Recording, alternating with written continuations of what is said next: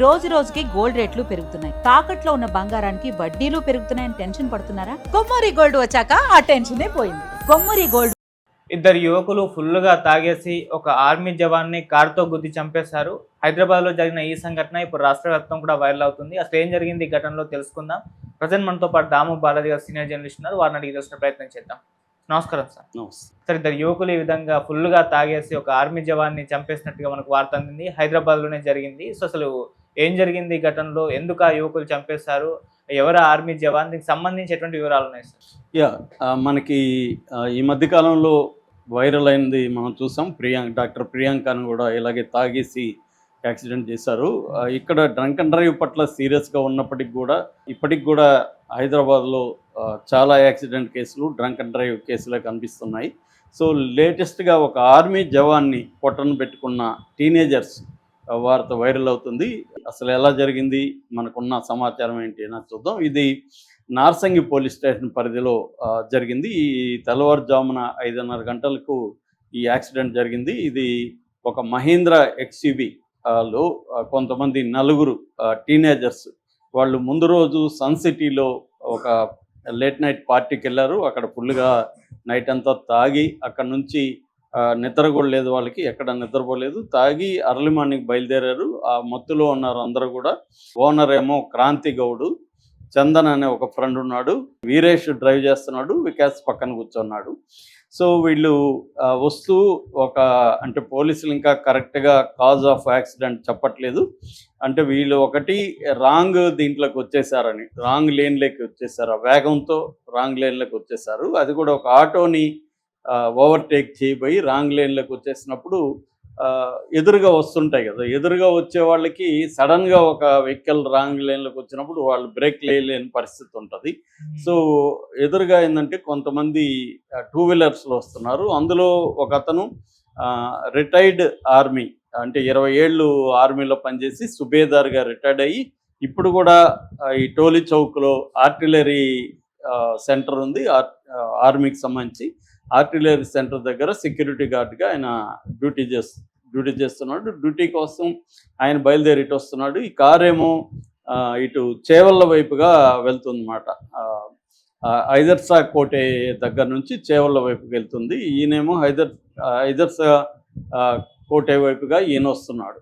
ఎవరు ఈయన పేరు రవీందర్, 47 ఏళ్ళు, గార్డుగా పనిచేస్తున్నాడు, సుబేదార్గా రిటైర్డ్ అయ్యాడు. ఈయన వస్తున్నాడు. అలాగే ఒక ర్యాపిడోలో బైక్లో ఒక ఇద్దరు వస్తున్నారు, ఇంకొక బైక్ కూడా వస్తుంది. సో ఎప్పుడైతే ఇది ఎక్స్యూవీ వీళ్ళ కంట్రోల్ తప్పిపోయి రాంగ్ వేలోకి వచ్చేసినప్పుడు వీళ్ళ వరుసగా ఈ 3 వెహికల్స్ని గుద్దింది. అందులో ఈ సుబేదార్ రవీందర్ని గుద్దినప్పుడు వేగంగా ఆయన ముందున్నాడు అనమాట వీళ్ళందరికంటే. సో ఆయన గుద్దేసరికి ఆయన ఒక్కసారిగా బైకు గాల్లోకి లేచింది, స్కూటర్ అది యాక్చువల్గా.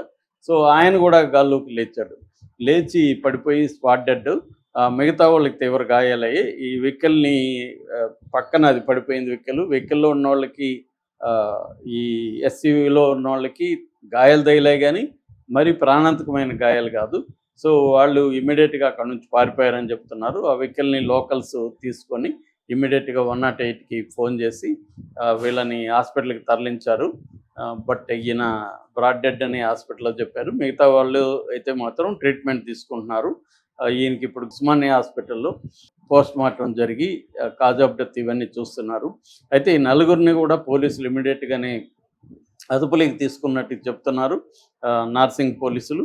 సో వీళ్ళ కాజ్ ఆఫ్ డెత్ అయితే క్లియర్గా వీళ్ళు రాత్రంతా తాగుతూ ఉన్నారు. వాళ్ళకి బ్రీత్ అనలైజింగ్ టెస్ట్ కూడా చేశారు. సో తాగడం వల్లనే వీళ్ళు కంట్రోల్ తప్పి ఒక ఆటోని క్రాస్ చేయబోయి కంట్రోల్ తప్పేసి ఎదురుగా ఆపోజిట్లో వచ్చేసి కొట్టినట్టుగా మనకి చెప్తున్నారు పోలీసులు.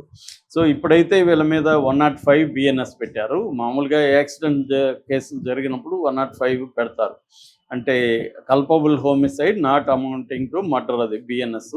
మొన్న మనకి ప్రియాంక వాళ్ళని చంపిన వాళ్ళిద్దరి మీద కూడా దుష్వంత్ అండ్ ఎడ్వర్డ్స్, సో వీళ్ళిద్దరి మీద యాక్చువల్గా ఏంటంటే ఇదే పెట్టాలి, మామూలుగా పెట్టలేదు వాళ్ళు.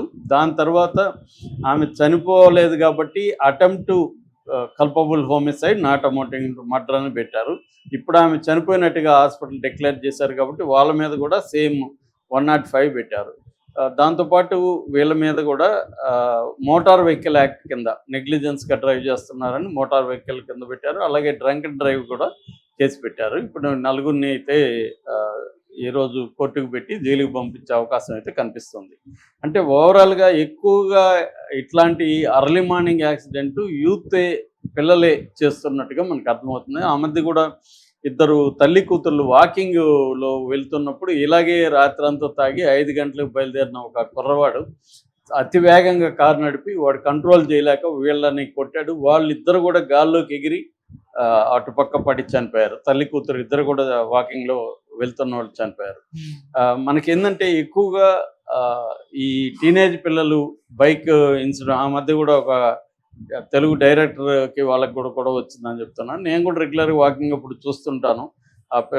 భయంకరంగా వేగం వెళ్తారు. తర్వాత చాలా రూడ్గా రాంగ్ వేలలో కూడా చాలా వేగంగా వెళ్తుంటారు. తర్వాత విన్యాసాలు చేస్తుంటారు. సో దానివల్ల వాకర్స్కి చాలా డిస్టర్బెన్సు. పోలీసులు వాళ్ళ స్థాయిలో వాళ్ళు పట్టుకొని వీళ్ళకి ఫైన్లు వేస్తారు, తీసుకెళ్తారు, అన్నీ చేస్తారు. కానీ వీళ్ళు మళ్ళీ అదే చేస్తుంటారు. అంటే అందుకని ఈ మధ్య ఇట్లా పిల్లలకి వెహికల్స్ ఇస్తే వాళ్ళ తల్లిదండ్రుల మీద కూడా చర్య తీసుకునే పని పోలీసులు చేస్తున్నారు. కానీ పోలీసు కూడా అంతమంది పోలీసులు లేకపోవడం వీళ్ళకి సరైన స్ట్రాంగ్ పనిష్మెంట్లు పడకపోవడం, దీంతో ఈ పిల్లలు ఎక్కువగా విజృంభిస్తున్నట్టు మనకు కనబడుతుంది. రెండోది ఏంటంటే వెహికల్స్ కూడా ఈ మధ్య విపరీతమైన వేగంతో నడవగలిగే వెహికల్స్ వచ్చేసాయి. మనకి హార్స్ పవర్ ఎక్కువ ఉంటుంది.